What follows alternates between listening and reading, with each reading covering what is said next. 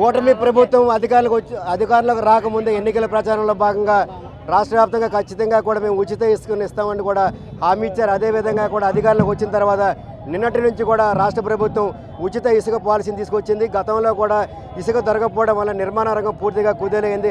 లక్షలాది మంది కార్మికులు, భవన నిర్మాణ కార్మికులంతా రోడ్డున పడ్డారు. నిన్నటి నుంచి కొనసాగుతున్న ఉచిత ఇసుక పాలసీకి సంబంధించి కూడా ప్రజల్లో అవగాహన కల్పించేందుకు శ్రీకాకుళం నియోజకవర్గ ఎమ్మెల్యే గుండి శంకర్ కూడా అక్కడి నుంచి సిమర్ రోడ్ జంక్షన్ నుంచి కూడా పాత బస్ స్టాండ్ వరకు కూడా అవగాహన ర్యాలీ నిర్వహించారు. దీనికి సంబంధించి ఆయన మాట్లాడి తెలుసుకోండి. సార్, అవగాహన ర్యాలీ నిర్వహించగల కారణం ఏంటి? నిన్నటి నుంచి ఉచిత ఇసుక పాలసీ కొనసాగుతుంది కదా, ప్రజల్లోకి ఎంతవరకు వెళ్ళింది? దానికోసమే ఈరోజు పెద్ద ఎత్తున మేము సిమర్ రోడ్ జంక్షన్ నుండి అలాగే పాత బస్ స్టాండ్ వరకు మేము ర్యాలీ చేపట్టడం జరిగింది.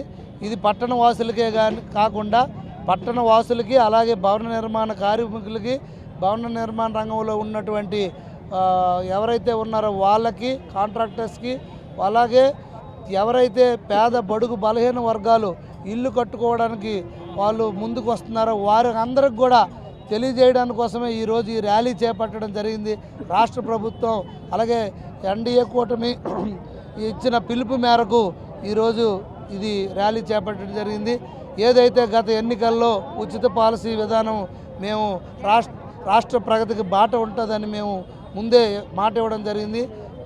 ప్రభుత్వం వచ్చిన నెల రోజుల్లోనే ఇచ్చిన మాట కట్టుబడి ఈరోజు ఉచిత పాలసీ విధానాన్ని తీసుకొచ్చాం. దీనివల్ల ఎంతోమంది పేదలకు అలాగే భవన నిర్మాణ కార్మికులకు, భవన నిర్మాణ రంగానికి అందరికి కూడా, బడుగు బలహీన వర్గాలు అందరికి కూడా ఉపయోగపడుతుంది. గతంలో 5 లక్షలు ఇల్లు కట్టడానికైతే 2-3 లక్షల రూపాయలు ఇసుక్కే ఖర్చు పెట్టిన పరిస్థితి. అలాగే ఎంతోమంది పనులు దొరక్క, ఇల్లులు కట్టుకోలేక ఎంతో ఆర్థికంగా కుదేలైపోయారు. ఎంతోమంది భవన నిర్మాణ కార్మికులు ఆత్మహత్య చేసుకున్నారు.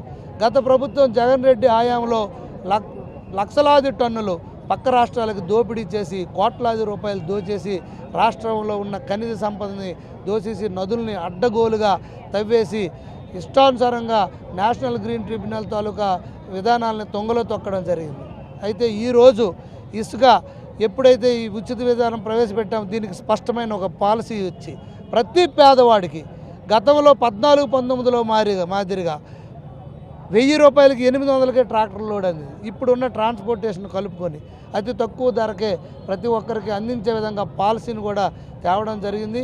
ఇంకా స్పష్టమైన ఆదేశాలతో మరికొద్ది రోజుల్లో క్వారీస్ కూడా స్టార్ట్ అవుతాయి. ప్రస్తుతానికి ఎక్కడైతే స్టాక్ పాయింట్స్ ఉన్నాయో వాటన్నిటి వద్ద కూడా ఇసుక ఎత్తి ఫ్రీ ఇసుక ఇచ్చి జస్ట్ లోడింగ్, ట్రాన్స్పోర్టేషన్ మాత్రమే తీసుకోవడం జరుగుతుంది. సరే, గత ప్రభుత్వ హయాంలో ఇసుక లేకపోవడం వల్ల భవన నిర్మాణ కార్మికులు సుమారుగా 34 లక్షల మంది రోడ్డున పడ్డారు. ఈ ఉచిత ఇసుక వచ్చిన తర్వాత ఆనందం వ్యక్తం చేస్తున్నారు. ఏ విధంగా ఉండబోతుంది ఈ ఇసుక పాలసీ? చాలా బాగుంటుంది, స్పష్టంగా ఉంటుంది. ప్రతి ఒక్కడికి కూడా అవసరమైతే ఇసుక ఎవరికి అవసరమో వాళ్ళందరికి కూడా అతి తక్కువ ధరకే ఇసుక దొరుకుతుంది. దీనివల్ల ప్రభుత్వం కూడా ప్రగతి బాటలోకి వెళ్తుంది. అలాగే మనిషి యొక్క ఆర్థికంగా కూడా జీవన విధానంలో కూడా ప్రతి ఒక్కరు కూడా మళ్ళీ బాగుపడతారు. ఎందుకంటే భవన నిర్మాణ కార్మిక రంగం అనుబంధ రంగాలు ఏవైతే ఉన్నాయో అవన్నీ కూడా, ఏ రంగాలు ఇప్పుడు అనుబంధంలో ఉన్నాయో అవన్నీ కూడా మళ్ళీ పుంజుకుంటాయి. దీనివల్ల ఎంతోమందికి ఉపాధి కలుగుతుంది. మళ్ళీ మొత్తం ట్రేడింగ్ జరుగుతుంది. ఇప్పుడు ఈ పాలసీ చాలా హర్షం వ్యక్తం చేస్తున్నారు రాష్ట్ర ప్రజలందరూ కూడా.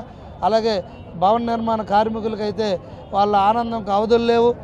ఇప్పుడు పనులు స్టార్ట్ అయిపోయి పెద్ద ఎత్తున మళ్ళీ ఈ నిర్మాణ రంగం పుంజుకుందని అందరూ కూడా చెప్పడం జరుగుతుంది. సరే, ఇప్పుడు ఇసుక ఫ్రీగా ఇవ్వడం వల్ల మళ్ళీ కొంతమంది బ్లాక్ చేసే అవకాశం ఉంది. ఇసుకని తీసుకెళ్ళి తక్కువ రేటుకి వస్తుంది, ఉచితంగా వస్తుందని మళ్ళీ బ్లాక్ మార్కెట్ చేసే అవకాశం ఉంది కదా, అవి జరగకుండా ఏ విధంగా మీరు పాలసీ తీసుకొచ్చారు?